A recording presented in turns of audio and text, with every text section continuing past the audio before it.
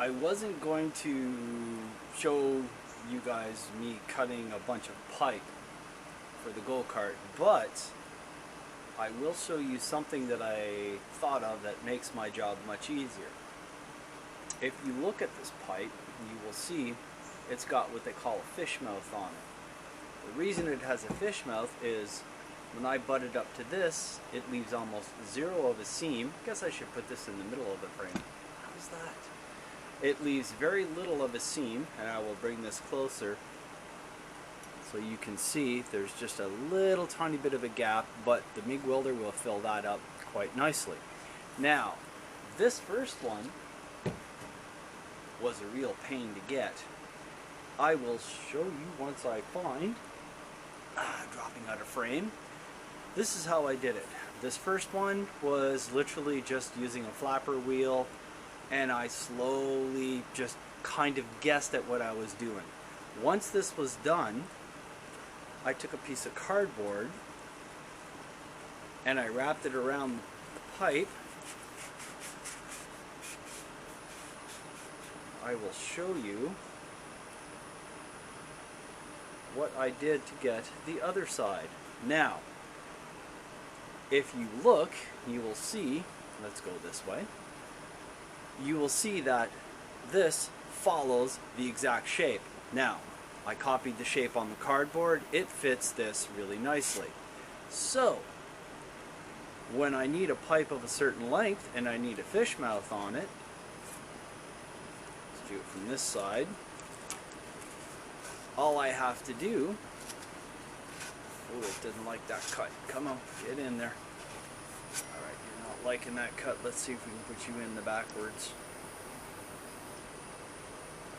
I think I made this just a little too tight. I should have probably made it a little looser. But anyway, as you can see, I can slide it down to the other end. Now, you notice that there's a high point here and a high point here. What I did, you can't really see it on this one, but I drew a line with, I don't see it here, I have a piece of small angle iron, and I drew a line from here to this end, showing where that point is, which is right here.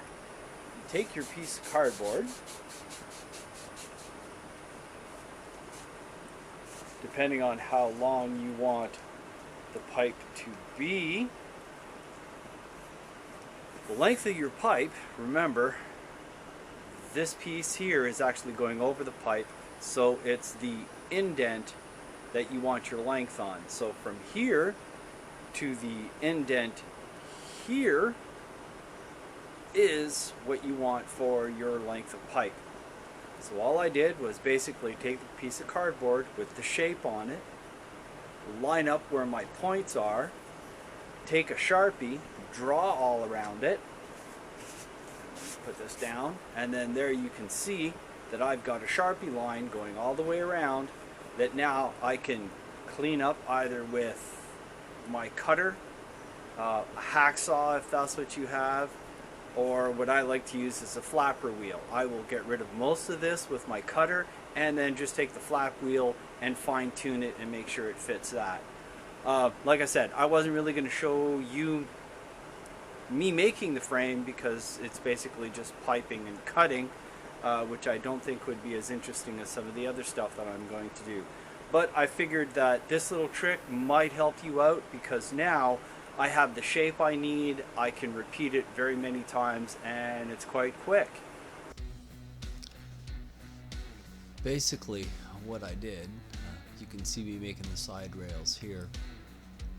The frame that I started with, you'll see me modify it later on. I wanted it to be completely square. That way I could start off with a known shape. You'll understand why later on when you see me do other stuff. Basically, it's getting the settings right on the welder, as this is very thin metal, as you will see me bouncing up and down here trying to get the settings proper. Remember, when you are welding something like this, This is sped up quite a bit. I'm not just laying into the wire, I am literally just spotting it in here and there. A handy little trick that I did find is, as you can see, I have weights on the table. It was nice. The person who used to own this house actually left 2 weight sets underneath my porch, which I found after falling through the porch because they didn't know how to build a porch. But that's another story. But as you can see, they come in very handy because you can hold things down. Again, like I said, I made this very square. I'm using squares to weld. Make sure you use welding squares, as if you just use a magnet, you will find you will demagnetize it, as heat and magnets don't mix very well.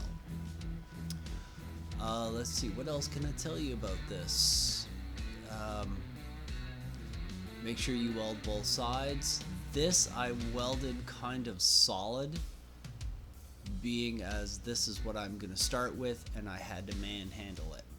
All the other welds that I did do further on were pretty much spot welds, but these were fairly solid. Take your time, don't rush it.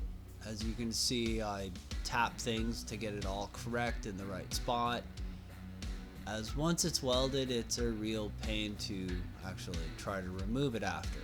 So, like I said, take your time. Let's see, is there anything else that I can really tell you about this?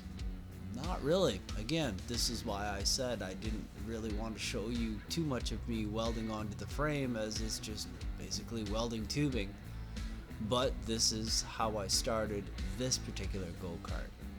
There is another go-kart that I did do, and it'll be shown after I finish my nephew's go-kart here.